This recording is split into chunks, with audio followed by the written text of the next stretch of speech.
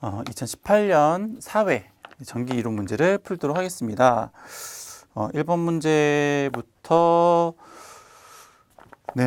공진에 대한 문제인데요. 문제가 어떻게 나왔냐면 전류가 0이 되려면 어떻게 할까요? 이렇게 물어봤어요. 전류가 0이 되게 하려면 임피던스가 무한대가 되면 되죠. 그러니까 그 저항이라고 하는 건 전류를 잘 흐르지 못하도록 하는 게 임피던스잖아요. 그러니까 임피던스 값이 크면 전류는 이제 흐르지 못한다. 이제 그런 개념으로 이제 가는 거니까. 근데 임피던스라고 하는 게 얘가 병렬회로니까는 유도성 리액턴스하고 용량성 리액턴스. 이게 이제 전체 합성 저항 임피던스 값이 되겠죠. 얘가 전체가 이제 무한대가 되겠다라는 얘기는 요 밑에 나오는 요 분모가 0이 된다는 얘기죠. 0. 얘가 0이 되면 전체 값이 이제 무한대로 가는 거니까.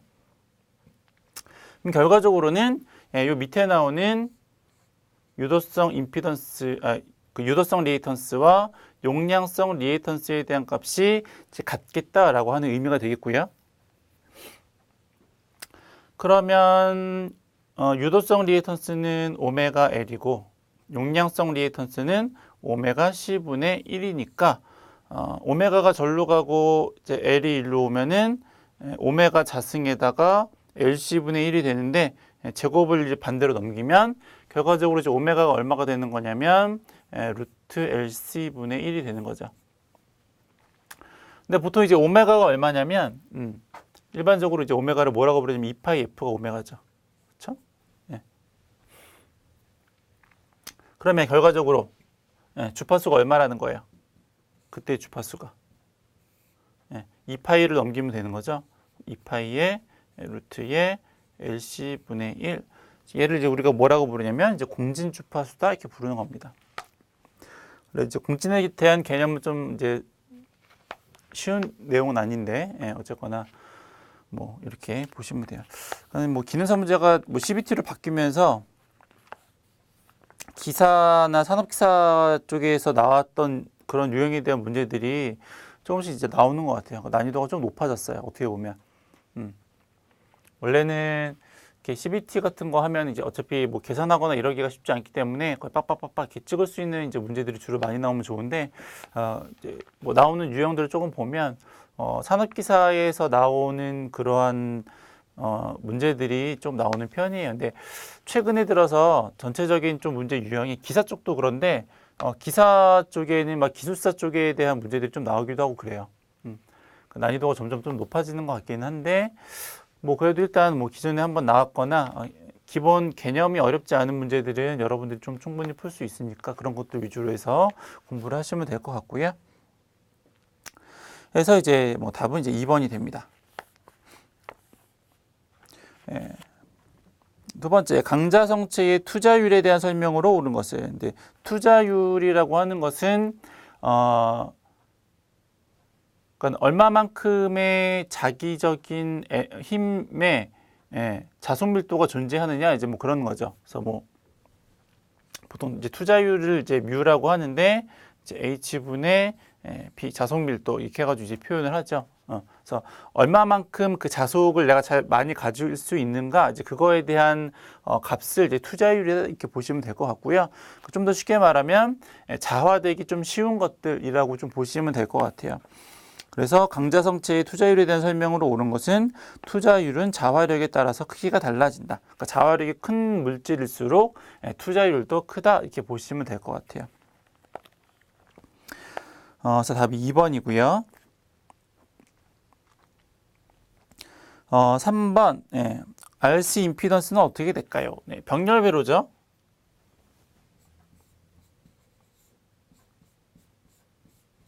R이 있고 C가 있는데 요렇게는 바로 합할 수는 없죠. 왜냐하면 단위가 다르니까. 얘는 오음이잖아요.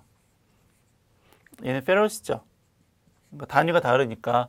그러면 여기 나온 정전 용량을 이제 오음으로 바꾸려면 요거는 어떻게 구할 수 있냐면 용량성 리액턴스니까 J 오메가 C분의 1 이렇게 해서 구하는 거죠. 그래서 뭐 이제 한번 해봐. 어차피 이제 두 개를 이렇게 하면 얘도 이제 5옴이니까 예. 얘랑 이제 계산을 할 수가 있는 거죠. 병렬회로니까 어떻게 되겠어요? 예. 밑에는 더하고 위에는 곱하고. 그렇죠? 식을 이제 정리를 해보면 R 곱하기 J 오메가 C분의 1 밑에는 R에 더하기 J 오메가 C분의 1 이렇게 되는 거죠. 얘를 좀 식을 좀 간단하게 하기 위해서 위아래에다가 똑같은 값을 대입을 하죠. J 오메가 C를 곱해 볼게요. 위아래로 똑같은 값을 약분하면 어차피 똑같으니까, 그렇죠? 예. 그러면 식이 이제 어떻게 정리가 되냐면 이렇게 들어갔으니까는 아래 J 오메가 C 더하기 여기는 1 분의 위에는 이렇게 나뉘어지니까는 R 이렇게만 남겠네요. 그렇죠?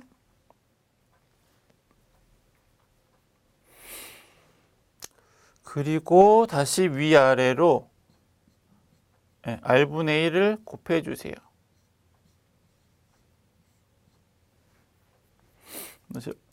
없어지니까 나누면 그럼 이제 식이 어떻게 되냐면 위에는 1이고 아래쪽은 요거 나뉘어졌으니까 R 없어지니까 J 오메가 C만 남고 그쵸? 더하기 밑에는 이제 R분의 1 이렇게 남는 거죠. 요 밑에 있는 부분은 제곱해서 이제 루트를 씌우면 이제 절대값에 대한 크기가 나올 테니까 R 제곱분의 1 더하기 오메가 C 전체 제곱에다가 이제 루트를 씌우면 이제 임피던스에 대한 값을 구할 수 있겠고요. 그렇게 나온 게 보기에서 이제 2번이죠.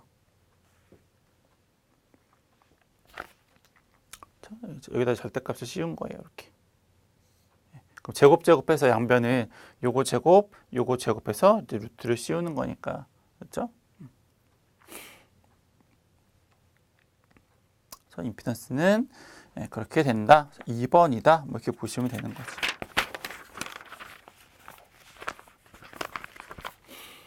넘어가시고 4번 두 점 사이의 전이차는 얼마일까요? 2회인가 1회, 3회인가에서도 나왔었던 것 같은데 우리가 전이차라고 하는 것은 전하를 한 점에서 다른 점으로 이렇게 이동을 시킬 때에 드는 에너지죠. 그래서 전하를 이동시킬 때 드는 에너지라고 이제 보시면 되는 거니까 값을 대입을 해보면 전기량은 2고 전하양이 그리고 48주의 1을 했다라고 했으니까 이렇게 해서 24V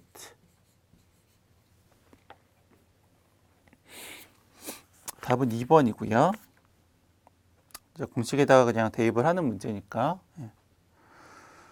전류에 의한 자기장의 방향을 결정하는 법칙이 암페르의 오른나사 법칙이죠. 그렇죠? 그래서 그 엄지손가락을 전류에 흐르는 방향이라고 했을 때 나머지 네 손가락의 방향으로 자속이 존재를 한다더라라고 하는 게 이제 암페르의 오른나사 법칙이니까 답이 1번이 되겠습니다. 6번 합성 저항이 어떻게 될까요? 그림을 그리면 저항이 3개가 있는 거죠. 이렇게 하나, 둘, 셋. 그리고 각각의 저항값이 4고 6이고 8이죠.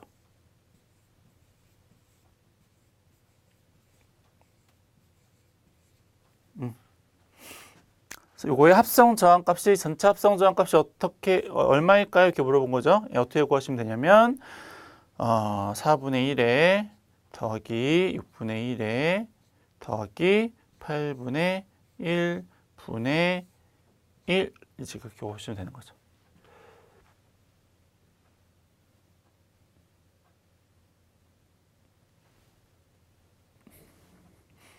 이게 혹시 계산기가 없어서 뭐 계산하기가 조금 어려우신 분은 두 개씩 한번 해보면 돼요. 예를 들어서 뭐 4하고 8을 먼저 해요.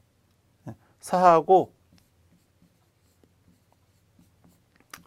8을 먼저 병렬한 다음에 그 다음에 나중에 다시 6을 나중에 6을 이렇게 더 이제 연결해서 계산을 하면 되는 거니까, 그렇죠? 4하고 8하고 하면은 위에는 곱하고 밑에는 더하고 28에 32에 얘가 12니까 하여튼 뭐 이렇게 한 거에다가 또 이제 6을 또 이제 더하는 거죠. 8, 6, 6, 6, 22에 6, 6이 36이니까 안 되네요. 2로 나누면 3, 3으로 나누면 또 안 되네. 6, 2로 나누면 2, 2, 6, 12. 뭐 깔끔하지 않네요. 하여튼 뭐 이런 식으로 하셔도 돼요. 그러니까 뭐 이렇게 해가지고 얘가 뭐 A가 나왔으면 그 A랑 A 곱하기 6 하시고 또 A 더하기 6 하시고 뭐 이런 식으로 해가지고 이제 구하셔도 되는데 뭐 이제 계산기를 웬만하면 다 가지고 들어갈 수 있으니까 계산기 가지고 들어가셔서 이렇게 이제 합성조항 구하시는 거 하면 될 것 같아요. 네, 그래서 이거는 뭐 그냥 계산기 누르는 걸로 해가지고 이제 계산을 그냥 했어요. 그래서 1.8오음이 나온다더라. 보시면 될 것 같고요. 다음 중 자기 차폐와 가장 관계가 깊은 것은 네. 그 자기 차폐는 이제 이런 거죠. 예를 들어서 여기 이제 이렇게 자속이 있으면 n에서 s꼴이 자속이 이렇게 갈 거 아니에요. 예, 여기에 어떤 자속이 통과하지 않는 공간을 이제 만들고 싶다 이거죠. 자기의 영향을 받지 않는 그런 공간을 만들고 싶은 거예요. 요 가운데 부분에. 여기는 자기의 영향을 받게 하기가 싫어요. 그럴 때 어떻게 하냐면 제일 바깥쪽에다가 강자 성체를 두면 강자 성체는 이제 자속에 대한 이제 밀도가 높은 부분이니까 자속이 이제 어떻게 올라가냐면 이렇게 가다가 일로 못 통과하고 잘 통과할 수 있는 부분 쪽으로 자속 밀도가 높은 쪽으로 이렇게 이제 가는 거죠. 이런 식으로. 뭐 이렇게. 그래서 이 노란색 부분은 자기의 영향을 받지 않는 공간이 나오는 거죠. 이게 뭐냐면 자기 차폐에 대한 내용이세요. 그래서 자기 차폐와 가장 관계가 깊은 것은 강자성체가 되는 거죠. 외부의 자기의 영향을 적게 받게 하는 그런 모양이다. 이런 게 자기 차폐다. 이렇게 보시면 될 것 같아요. 8번.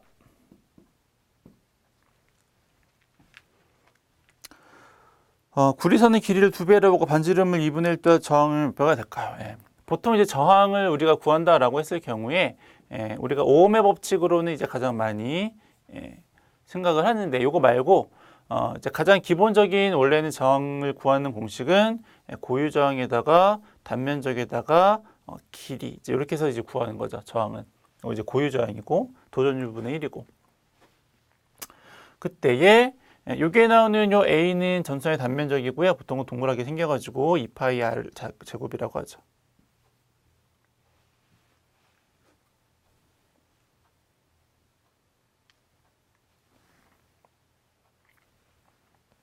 파이 R 제곱. 네. 얘가 왜 들어갔지? 요거. 파이 R 제곱. 네.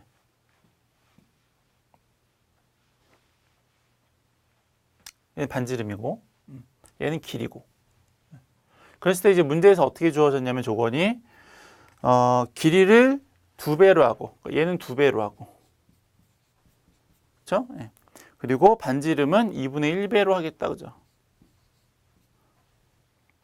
그러면 요 밑에 분모 부분은 2분의 1의 제곱이니까 여기는 4분의 1이 되는 거고 나머지 뭐 고유정 이런 거 그냥 빼고요. 요거 나머지 다 일정한 걸로 이제 가정을 해야 되겠죠. 요거는 2배로 하고 요거는 이제 2분의 1배로 한다. 그것만 이제 변하는 거니까 요거는 2분의 1의 제곱이니까 4분의 1이죠. 분의 위에는 2배니까는 2. 그러면 여기 밑에도 1이 있는 거니까 이렇게 하면은 1분의 바깥쪽이니까는 8. 결과적으로는 8배가 되겠다. 좀 그런 거죠.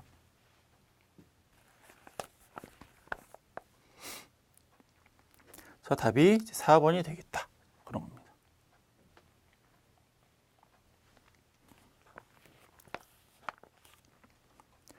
9번.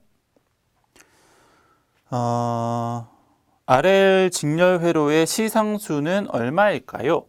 시상수 혹은 시정수라고 이제 부르는 부분인데, 그러니까 이게 뭐냐면 이제 과도 현상에 나오는 내용이에요. 저희가 이제 정상값이 있으면 정상값에 이를 때에 우리가 전류를 딱 스위치를 온 했을 경우에 바로 전기가 딱 들어오는 것 같지만 실제적으로는 얘가 안정하기까지 걸리는 어떤 과정이 있겠다라는 거죠. 이 정상 궤도에 오르는 요 중간 과정이 있어요. 정상 과정이 되기 전. 정상이 스위치를 온 했을 때부터 정상이 되는 그 사이를 이제 우리가 이제 과도라고 이제 부르는 건데, 그때에 이제 RL 회로 같은 경우에는 한 68% 정도까지에 이르는 시간을 이제 우리가 이제 시정수 혹은 이제 시상수라고 이제 부르는 부분이 있어요. 그래서 여러분들이 기억하셔야 될 것은 RL 회로와 RC 회로의 시정수를 기억하시면 되고요. 그때 과도 전류값을 구하는 거는 나중에 혹시 나오면 풀고, 아직까지는 안 나왔으니까. 이때 시정수 혹은 시상수는 RL 회로는 R분의 L, RC 회로는 RC. 이게 이제 시정수에 대한 그 식이다라고 보시면 될 것 같아요. 그래서 요거는 이제 RL 회로에 대한 시정수가 얼마냐 이렇게 물어본 거니까 이제 그대로 대입을 하면 되죠. 저항은 5, 그리고 인덕턴스는 2. 그러면 5, 4, 22니까 0.4 세크.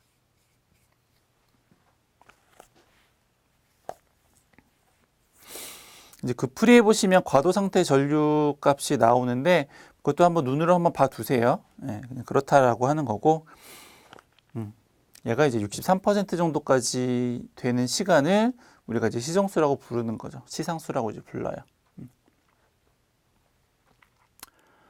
그리고 요거랑만 좀 기억을 좀 해두세요. 자, 답은 4번이고 10번. 4Wh는 몇 줄일까요? 1, 2회 때 좀 했었던 것 같은데, 줄은 뭐랑 똑같냐면 와트세크랑 똑같죠. 근데 지금 문제에서는 와트 아워가 나왔잖아요.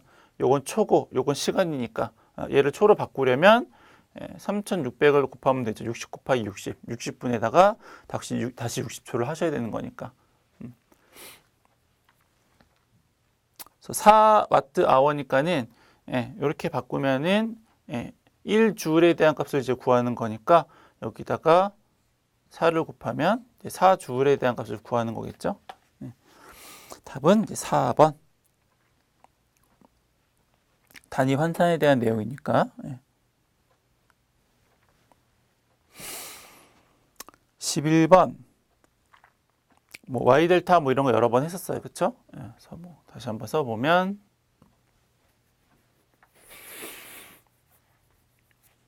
델타 결선이니까 델타 결선. 선 전류와 상 전류에는 루트 3배만큼의 차이가 있고요. 선간 전압과 상 전압은 같죠. 델타 결선은. 그렇죠? 그래서 여기서는 답이 선 전류하고 상 전류에 대한 관계니까 3번. 그래서 요거 답이고, 그냥 나온 김에 Y 결선에 대해서는 전류는 선 전류나 상 전류나 똑같고, 선간 전압과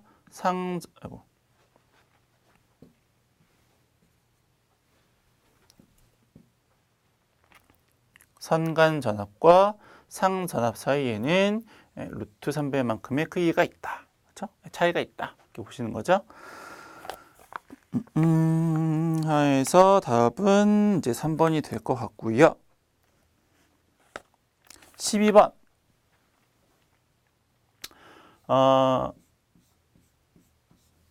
콘덴서가 두 개가 이제 이렇게 연결이 돼 있어요. C1하고 C2하고. 그때 양단에 이제 2라는 전압을 가한다 이거죠. 그래서 2라고 하는 전압을 가했어요. 그때 이 C1에 걸리는 전압을 E1이라고 한다면 E1은 얼마일까 이렇게 물어보는 거죠.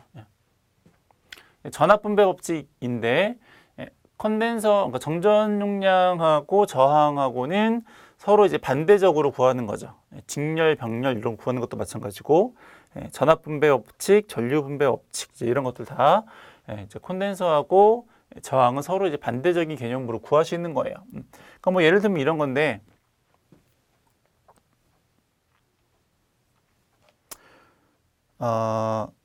전류라고 했을 때 위에는 전압이고 밑에는 저항이면 저항만의 회로일 경우는 이제 이렇게 구하죠. 그러니까 전류하고 저항하고는 이제 반비례하는 관계가 있는 거잖아요. 근데 콘덴서는 이제 어떻게 되냐면 정전 용량은 어떻게 되냐면 얘가 이제 밑에가 임피던스인데 용량성일 경우에 이제 이렇게 되는 거죠. 콘덴서니까. 근데 요 용량성 리액턴스에 대한 값이 오메가 C 분의 1이잖아요. 그러면 식이 어떻게 되냐면 오메가 C에다가 V가 돼버려서 얘는 전류랑 비례하는 관계로 이제 모양이 바뀌죠. 저항은 반비례인데. 그러니까 이제 이런 어떤 그 저항에 대한 합성이라던가 아니면 전류 분배나 전압 분배가 저항하고 컨덴서는 서로 이제 반대다 이렇게 보시는 거예요. 그래서 우리가 그럼 저항에 대해서 전압 분배 법칙을 한번 해보실까요? 전압 분배 법칙이 어떻게 될까요? 일단 얘를 알면은 얘는 이제 반대로 가면 되는 거니까, 그렇죠? 얘를 뭐 얘는 V라고 할게요. V1, V2 이렇게 하면 V1 어떻게 구하게요? R1 플러스 R2 분의 R1의 전체 전압. 얘가 1이면 얘도 1 이렇게 들어가는 거죠. 그렇죠? 네. 그럼 쟤는 어떻게 돼? 콘덴서는 쟤는 C1 플러스 C2 분의 얘가 1이죠. 네. 그럼 얘는 2. 네. 다른 놈이 올라가는 거죠. 전체 전압. 그렇다라고 이제 보시는 거예요. 그래서 나머지는 이제 대입해서 구하는 건 아닌가요? 예, 그냥 요거 공식만 구하는 거네요. 예, 이게 답이죠. 그래서 저항하고 콘덴서는 서로 반대의 성격을 가지고 있다. 이렇게 이런 식들을 구할 때에는 그렇게 이제 보시면 될 것 같아요. 넘어가시고. 13번.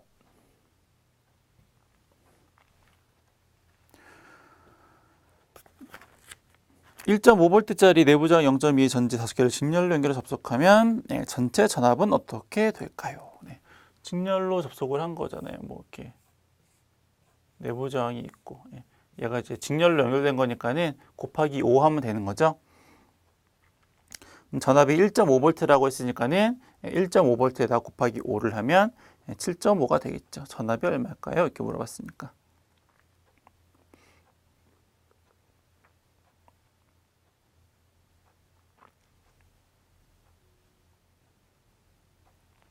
(14번) 다음은 연축전지에 대한 설명이다. 옳지 않은 것은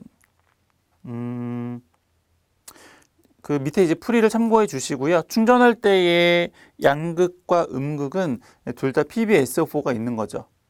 둘 다 PbSO4예요. 그래서 답이 2번이 되겠죠. 충전 시의 양극이 PbO로 된다라고 했으니까. 그렇죠? 그래서 옳지 않은 것은 답이 2번이 되겠고요.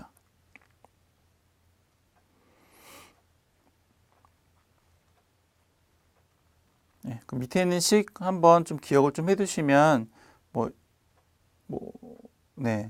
시험에 간간히 나오는 내용이니까 기억을 좀 해두세요. 충전할 때에는 양극하고 음극하고 다 이제 황산납이 되는 거고요. PbS4가 되는 거고, 방전 시에는 이제 PbO2, 양극에는 음극에는 이제 Pb 납이 이제 있는 거다. 뭐고 기억을 좀 해주시면 좋을 것 같아요. 15번. 다음 중 전자력에 대한 작용을 응용한 대표적인 것은 플레밍 오른손 법칙이죠. 얘가 전류, 얘는 자속, 전자, 그리고 얘는 힘이죠.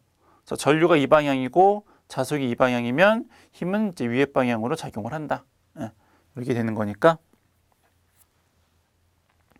아니죠. 요거는 발전기니까 예, 이렇게 돼야죠.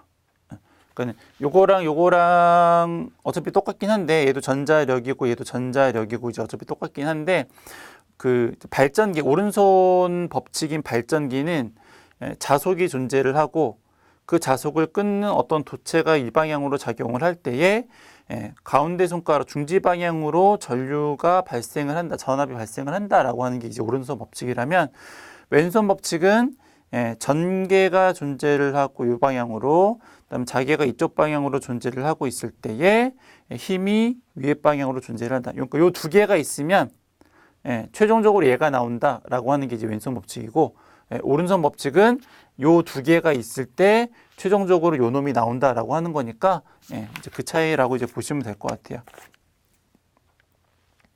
그래서 이제 전자력을 응용한 이제 가장 대표적인 것은 전동기가 되는 거죠. 1번. 16번. 최대값이 10A인 교류 전류에 대한 평균값이 어떻게 될까요? 평균값이라고 하는 거는 이제 직류에 대한 크기라고 이제 보셔도 되세요. 평균은 직류에 대한 크기다. 그래서 지금 이제 우리 책에 나와 있는 거는 이제 그냥 뭐 평균값에 대한 식으로 이제 구하긴 했는데 얘가 교류 전류에 대한 거다라고 했죠. 그러니까 교류 전류는 어떻게 생겼냐면 모양이 이렇게 생겼죠. 이게 이제 정연이라고 하는 건데 정연파.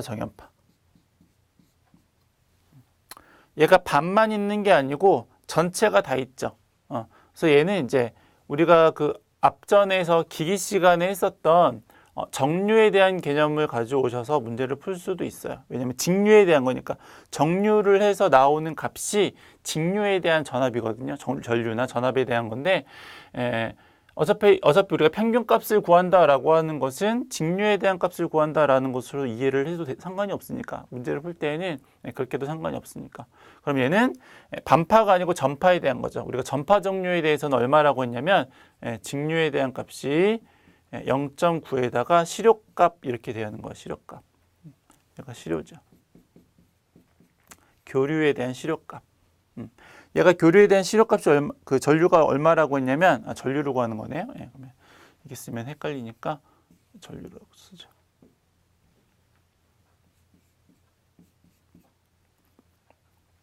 그러면 0.9에다가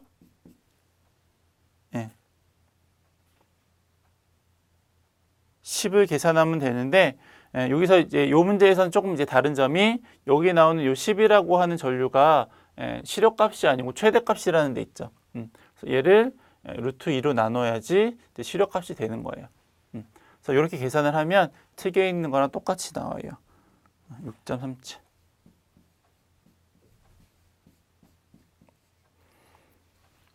약간 이제 편법으로 구하는 거긴 한데 그러니까 책에 나오는 거는 이제 정상적으로 푸는 거라고 이제 보시고요. 혹시 이제 뭐 이제 이런 이제 문제들을 이제 많이 다루게 되다 보면 이렇게도 구할 수 있구나라고 이제 보시는 거죠. 참고적으로 알아두세요. 정상적으로 푸는 건 책에 있으니까는 이제 책에 있는 대로 하시고. 해서 답은 이제 4번이 되겠고요. 17번.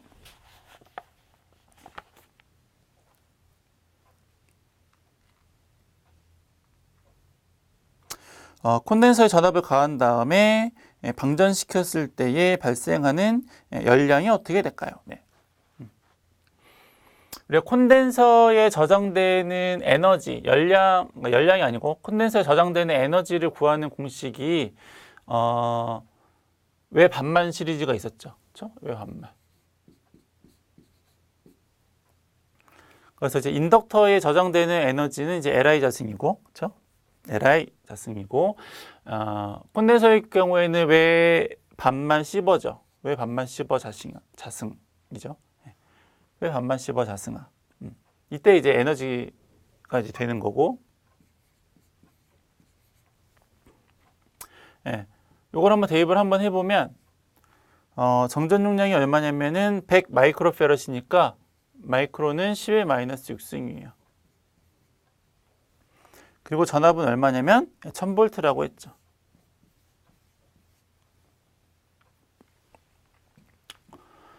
이렇게 하면 이제 그 에너지 값, 콘덴서에 이제 충전된 에너지 값이 나오는데, 문제에서는 그 콘덴서의 전압을 가해서 충전한 다음에 방전시킨다라고 했으니까는 여기에 대해 요만큼 충전된 에너지가 이제 방전이 되는 거죠. 근데 이제 방전됐을 때의 에너지를 물어본 게 아니고 방전됐을 때의 열량이 얼마냐 이렇게 물어본 거니까, 이렇게 구한 에너지를 열량으로 바꾸셔야죠. 칼로리를 바꾸셔야죠. 1줄은 몇 칼로리예요? 0.24 칼로리죠. 따라서 이렇게 곱한 에너지에다가 0.24를 하면 그럼 이제 답이 되겠다라고 하는 겁니다. 그래서 위에 거를 이렇게 계산을 하면 얘가 50줄이 나온대요. 따라서 얘를 칼로리로 바꾸자면 50을 0.24로 이제 곱하시면 되는 거니까, 이렇게 하면은 12칼로리가 된다 이런 거죠.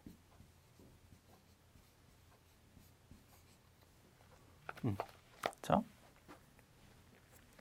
이거식 왜 반만 시리즈, 콘덴서에 대입하는, 콘덴서에 충전되는 에너지, 혹은 코일에 충전되는 에너지에 대한 식은 기억을 좀 잘 해두시고요. 뭐 주를 칼로리로 이제 바꾸는 이제 이런 것들도 뭐 상당히 여러 번 해보셨을 테니까 뭐 기억하시는데 어렵지 않을 것 같고요. 뭐 전에는 이제 요거 반대로 나왔었죠. 그럼 1칼로리는 몇 줄이냐, 그렇죠? 1칼로리는 몇 줄이에요? 4.2.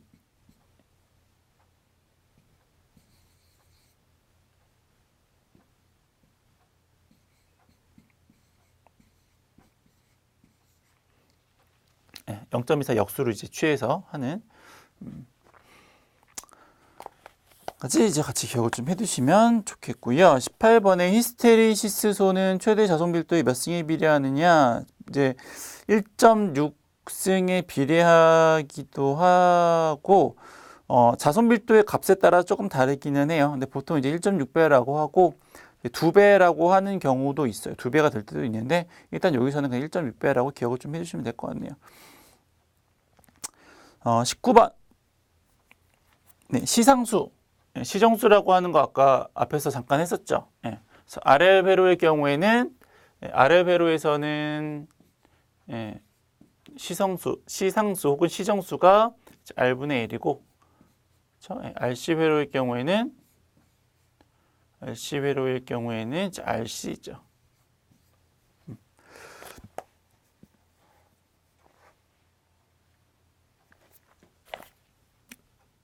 그래서 대입을 한번 해보면 정은 10kg래요. 10kg니까는 10의 3승. 그렇죠? 그리고 정전 용량은 5 마이크로페럿이니까 마이크로는 10의 마이너스 6승이라고 했어요. 5 마이크로니까 10의 마이너스 6승 이렇게 푸는 거죠.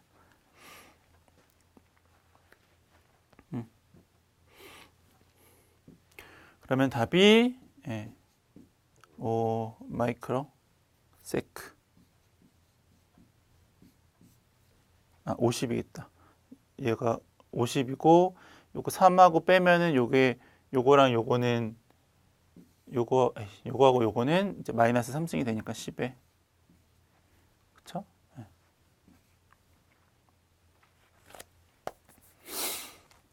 그래서 답은 2번이 되겠고요.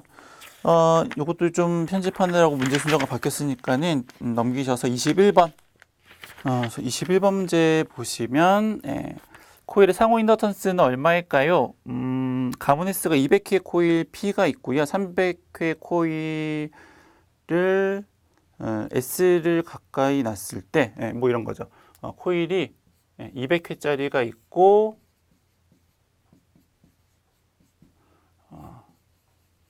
300회짜리가 있죠.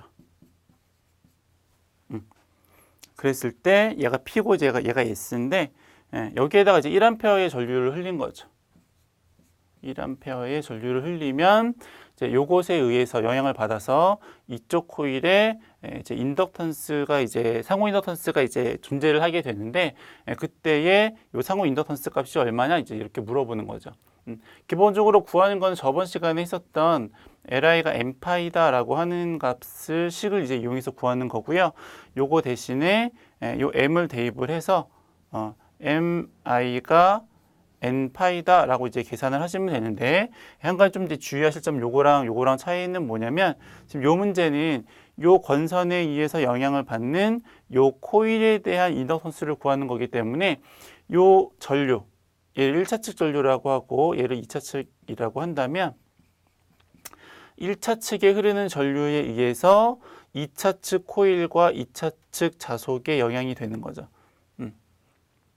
그래서 요 m이라고 하는 상호 인덕턴스에 대한 값을 최종적으로 구하는 공식은 m이 1차에 흘린 전류에다가 그것에 영향을 받는 2차 코일과 2차 자속에 대한 값으로 이제 계산을 하셔야 되겠고요. 대입을 해보면 1차 측의 전류는 이제 1A라고 했고, 요 건수는 요거에 대한 거니까 300회. 그리고 그때 쇄교하는 S 요 2차 측과 쇄교하는 자속이 4 곱하기 10의 마이너스 4승이라고 했으니까 이렇게 해서 이제 계산을 하면 되겠네요. 하면 답이 0.12 12가 된다. 이제 보시면 되겠어요. 그렇죠? 그래서 2018년 전기기능사 필기 4회 전기이론 문제를 모두 풀어보았습니다.